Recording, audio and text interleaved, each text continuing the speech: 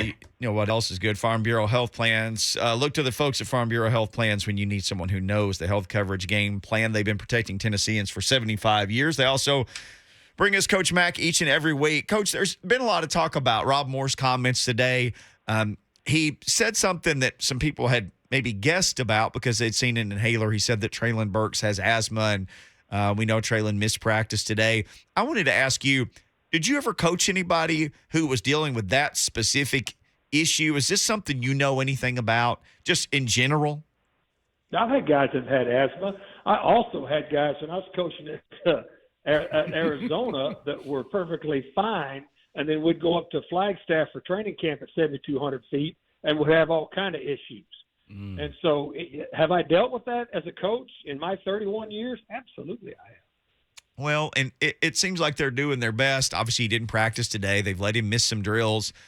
They're trying to manage the situation, but I guess each person being so different, you just kind of manage it on the fly, I guess, and just do your best as you go to keep the player healthy and to keep them as engaged as you can in every way that you can. No, they'll get it managed. I mean, they've got it managed. I mean, he's got, and first of all, I mean, and again, I keep saying this. I said this, and not just with Treylon Burks. You guys hear me say this a lot, and I do it on the show, and I'll do it in person when I'm talking with people about rookies coming in for their first. They're not in NFL shape yet. Yeah. And whatever varying degree that is, and even if you were there at practice today, you can see how these practices are geared right now.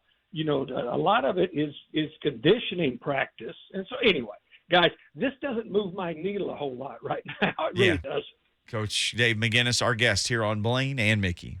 Well, not to address Burke's situation, just kind of take us through the process of how NFL teams get information about a player and then how, maybe it may have not even been on there and how that can be missed, or maybe he's adjusting to this climate here in Tennessee. But just kind of take us through how you find out about the medical records and how much information you actually get. Because that's always a question I get asked, and I've never actually, received the information. I was just always the person getting the test on. That is the beauty of the combine. Mm-hmm. Everything is out there. Yeah. I mean, the medical reports that you get from the combine as an organization, first of all, and it's all completely shared with everybody. It is a thorough body check from top to bottom, everything included. And so there are some things that players find out at the combine that they had no idea they ever had. That always fascinates me when they say, oh, you have a fracture in your foot. I think that was one year, just a couple years ago, and then somebody else had something else. And I was like, wow, that's weird. And he did all the drills, and he didn't even know. I think it was Randy Moss's son, the tight end from LSU. That's Moss.